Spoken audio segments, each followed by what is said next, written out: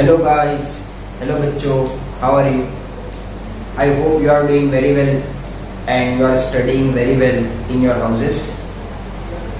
Okay, today in this video I will be introducing about physics. See, you have already studied many subjects till your 10th standard. In 9th you are having only one subject and that was all about science. But now from SSC onwards we will be studying in science 3 subjects simultaneously, that is your physics, chemistry and biology.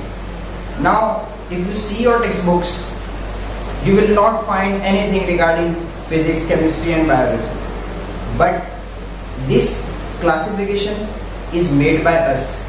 See, ये तो 10वीं का साल है, but as soon as you move to 11th and 12th standard, वहाँ पे आपको science नाम की कोई चीज़ नहीं मिलेगी.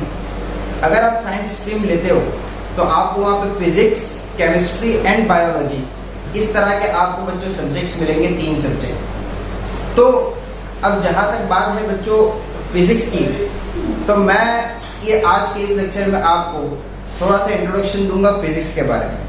ठीक है, देखो अभी तक शायद आपने कभी फिजिक्स को अलग से पढ़ा नहीं होगा. जैसे हमारे एसएससी बोर्ड की जहाँ तक बात है, वैसे आईसीएसई और सीबीएसई की बात करें तो वहाँ पे लोअर साइंस फिजिक्स केमिस्ट्री अलग हो जाता है, लेकिन एसएससी बोर्ड में ऐसा नहीं है. इवन 10th स्टैंडर्ड के अंदर आकर भी आपका कोई ऐसा सेपरेट क्लासिफिकेशन नहीं है. बट हम लोग इस तरह इसको क्लासीफाई इसलिए करते हैं ताकि आपको साइंस का पूरा फिलॉसफी बच्चों समझ में आए और आप सेपरेट इस बात को समझ सको कि साइंस भी कुछ अपने अंदर फिजिक्स, केमिस्ट्री और बायोलॉजी जैसी चीजें लिए हुए हैं. वैसे अगर आप अभी नहीं पढ़ोगे इस साल तो वैसे 11वीं 12वीं में डिवीजन मिलेगा, बट वहां पे आपके लिए एकदम डायरेक्ट नया होगा. तो इसीलिए उस चीज को मिनिमाइज करने के लिए हम लोगों ने ये स्टेप लिया है ताकि आपको अभी से समझ में आए. और इंशाल्लाह इसी पैटर्न पे हम लोग आपको पूरा साल पढ़ाएंगे. आपको हम लोग फिजिक्स अलग पढ़ाएंगे, केमिस्ट्री आपको अलग टीचर पढ़ाएंगे, बायोलॉजी आपको अलग टीचर पढ़ाएंगे. तो मैं इंशाल्लाह आपको फिजिक्स पढ़ाऊंगा. ठीक है, before going to your syllabus of physics, first of all let us understand what physics is all about. Physics actually है क्या. बहुत से बच्चे आप में से ऐसे होंगे जिनको पता भी होगा, लेकिन जिन लोगों को नहीं पता उनके लिए मैं थोड़ा सा आपको बता दूं कि बच्चों फिजिक्स है क्या. देखिए,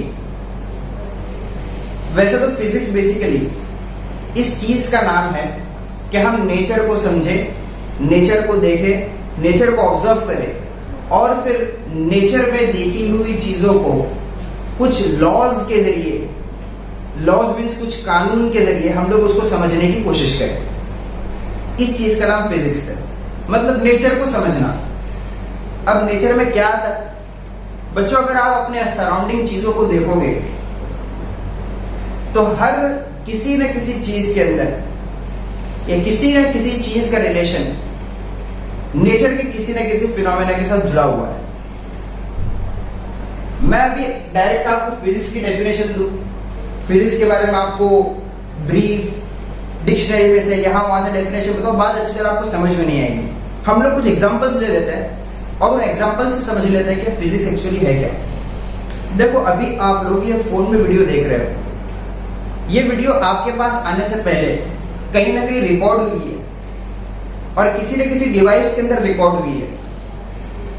नाउ द थिंग इज, ये वीडियो डिवाइस के अंदर कैप्चर हुई कैसे, what is the mechanism behind that, इसका आंसर बच्चों कौन देता है आपको, फिजिक्स.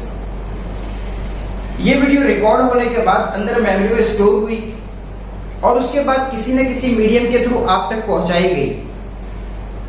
तो ये डिवाइस में किसी एक पर्टिकुलर प्लेस पे, जिसको लोग मेमोरी कहते हैं, वहां पे ये स्टोर हुई कैसे.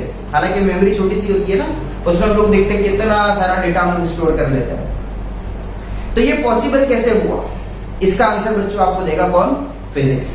उसके बाद इस वीडियो को आप तक भेजा गया by means of some medium.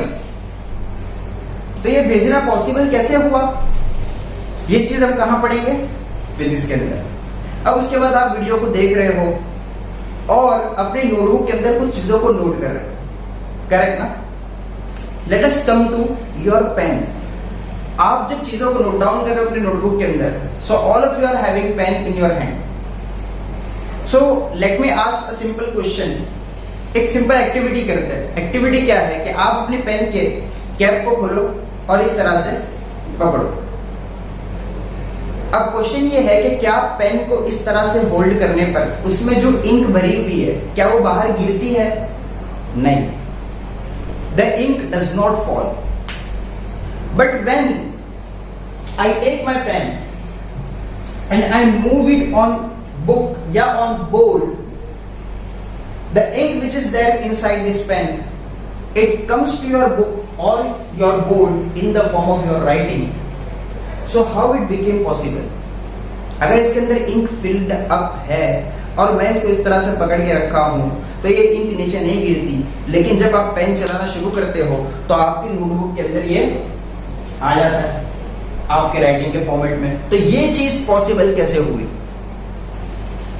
इस इंक की डेंसिटी क्या होगी, उसकी विस्कोसिटी क्या होगी, उसकी स्पेसिफिक ग्रेविटी क्या होगी, वो कौन सा मैकेनिज्म है जिसके जरिए से ये इंक आपके नोटबुक तक पहुंचती है आपके राइटिंग के फॉर्म में।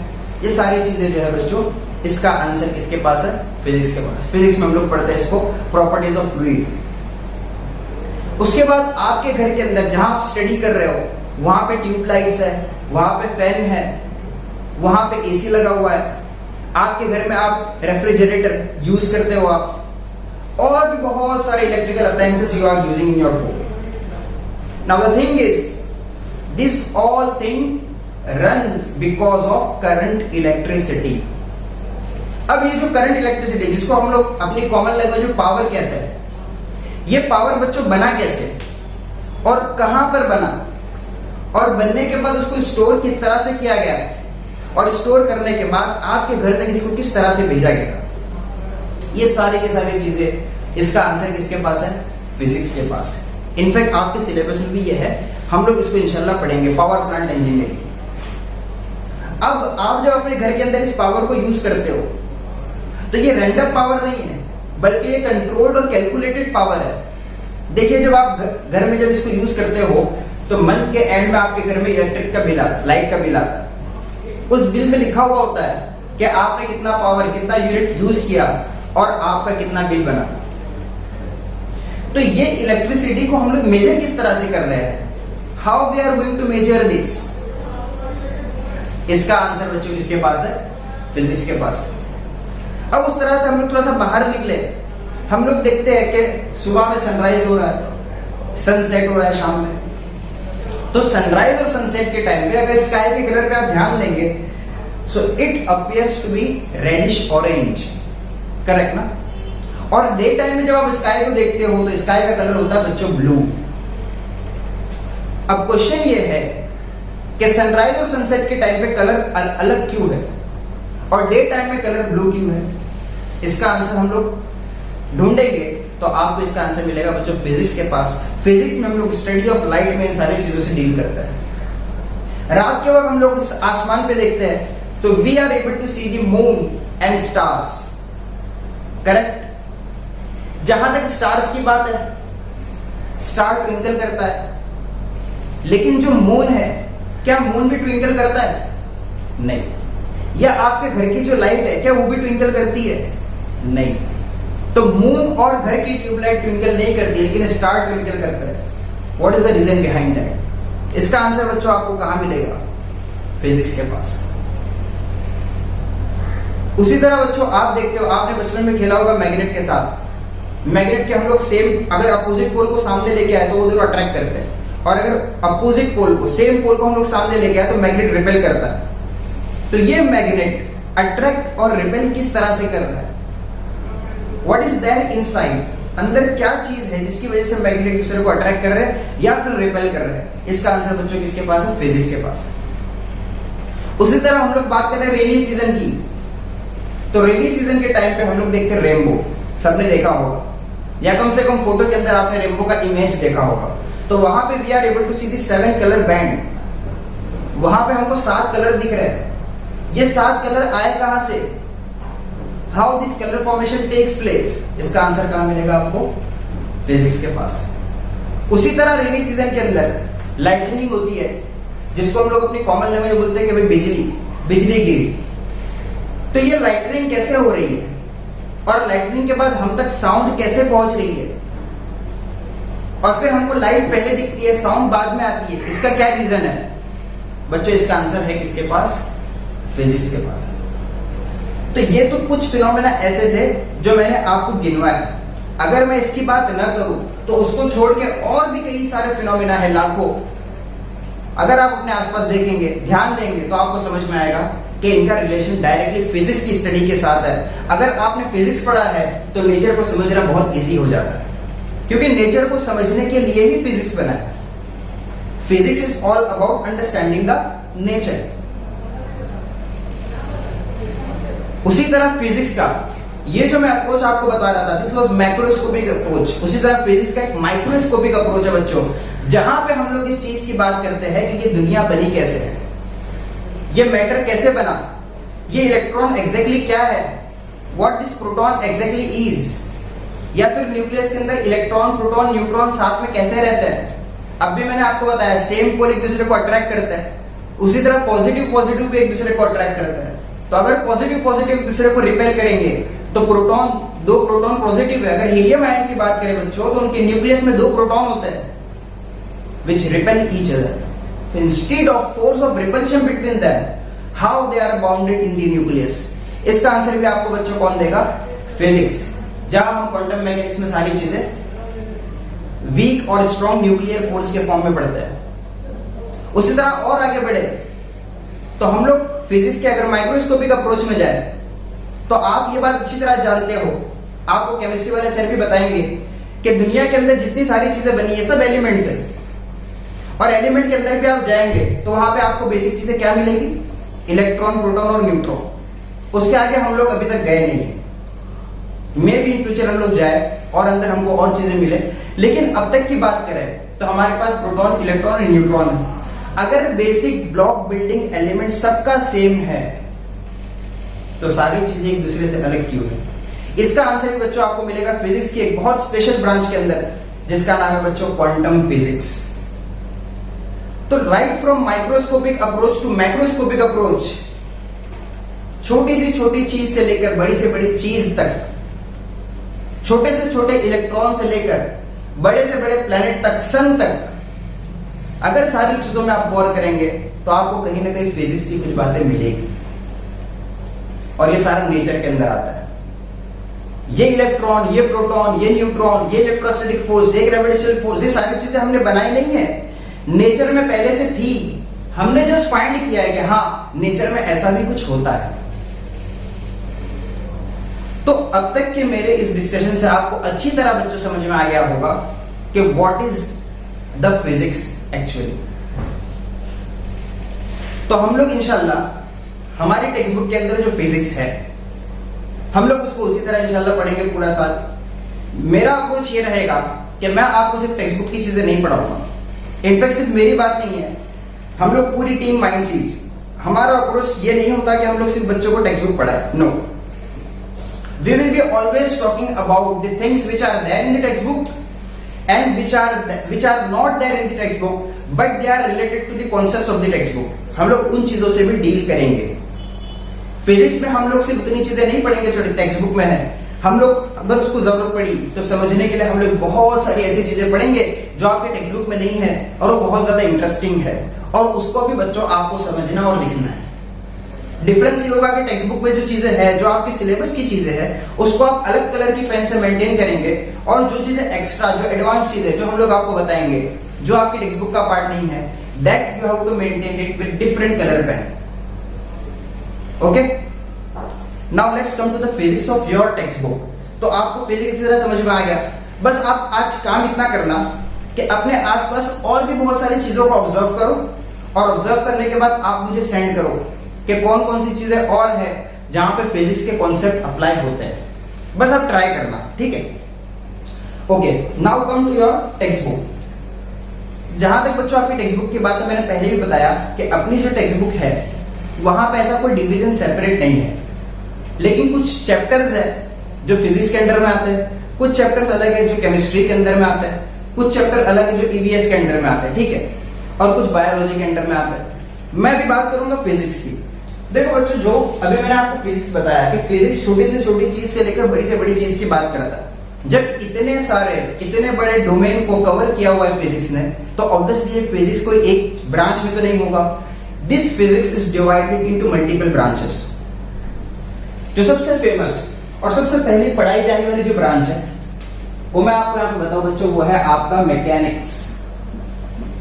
उसका क्या नाम है? मैकेनिक्स।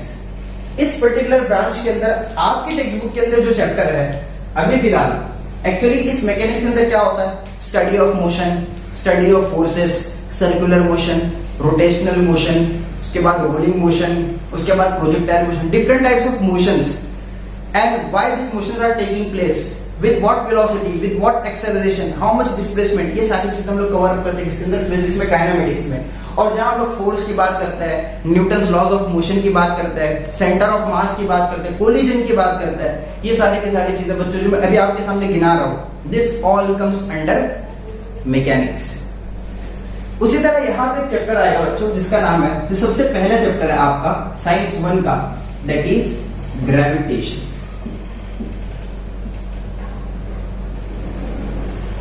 जहां पे हम लोग बात करेंगे motion of the earth around the sun, motion of the moon around the earth, what is the reason of this motion, what kind of forces are there, ये सारी चीजें हम लोग पढ़ेंगे किसके अंदर?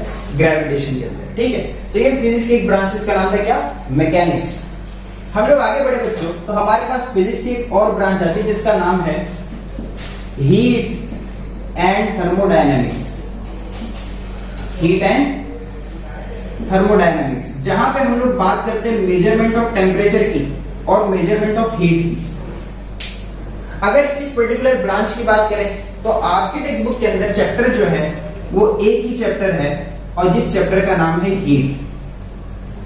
This is related to heat. अच्छा, जहां तक बात थर्मोडायनामिक्स की है तो एक और चैप्टर है जिसका नाम है टुवर्ड्स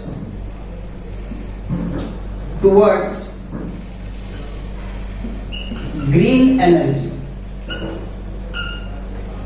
ये जो चैप्टर है एक्चुअली ये ईवीएस के अंदर आएगा, लेकिन हम पढ़ेंगे इसको फिजिक्स के अंदर। रीजन उसका ये है बच्चों कि हमारा जो एनवायरनमेंट है, ये एनवायरनमेंट जो पॉल्यूट होता है, it is because of the different gases which are hazardous to our environment. अब अगर ये गैसेस की स्टडी की जाए तो पता ही चलता है कि this gases are coming out from different power plants. जैसे for example you are driving the car on the road, तो हमारे कार का जो धुआं होता है उसके अंदर नॉक्स होता है, तो ये नॉक्स ये एनवायरनमेंट के लिए ठीक नहीं है। सो वहां पे हमको जरूरत पड़ती है कुछ ऐसी चीजों की, कुछ ऐसे वे से पावर को बनाने की, so that the pollution to the environment should be very less. तो वो हम लोग पढ़ेंगे इस चैप्टर के अंदर, और वो आता है हमारा किसके अंदर बच्चों? थर्मोडायनेमिक्स के अंदर।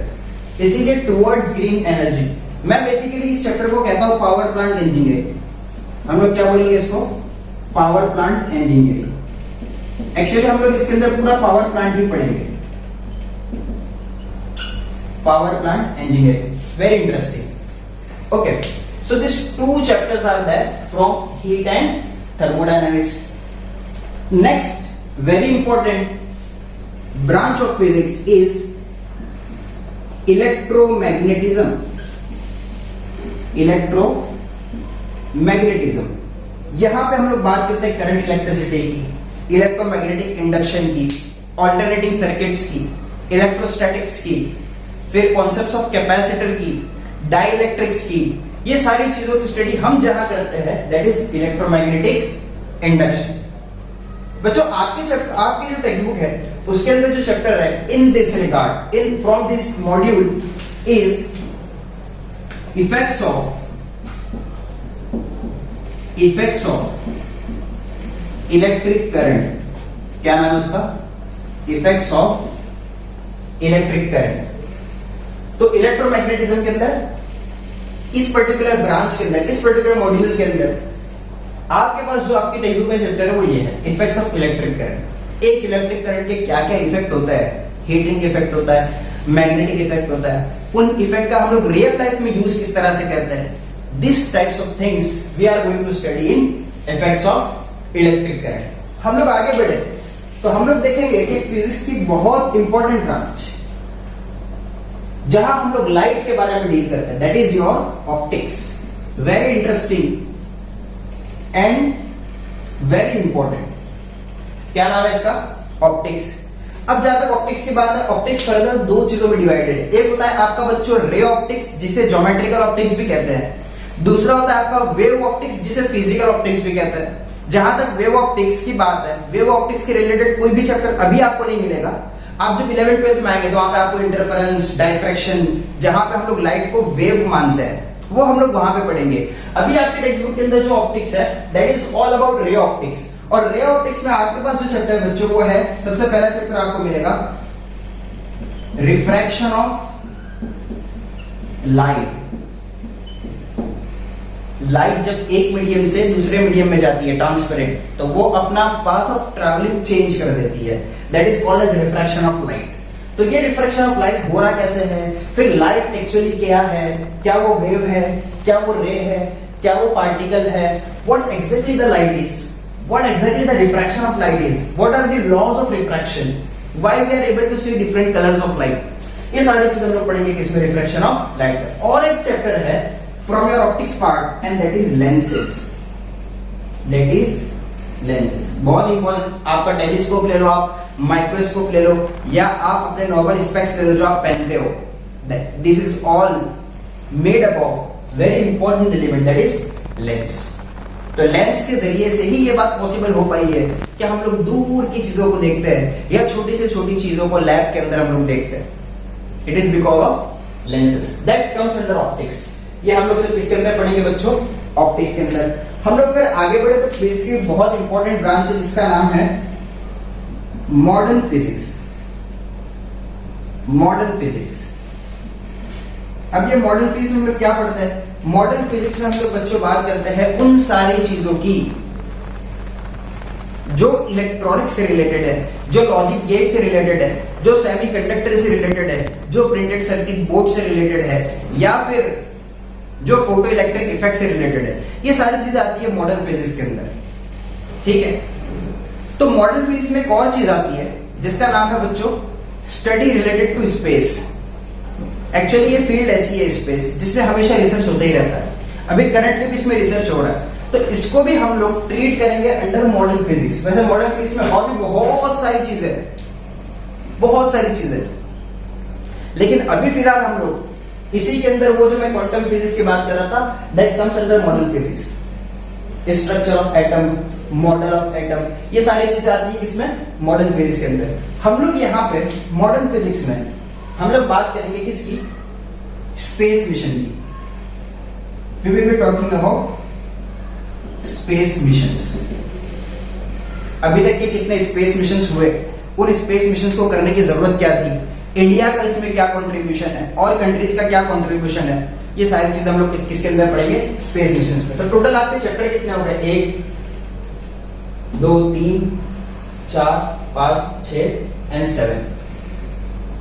Okay, this chapter will be coming under science 2.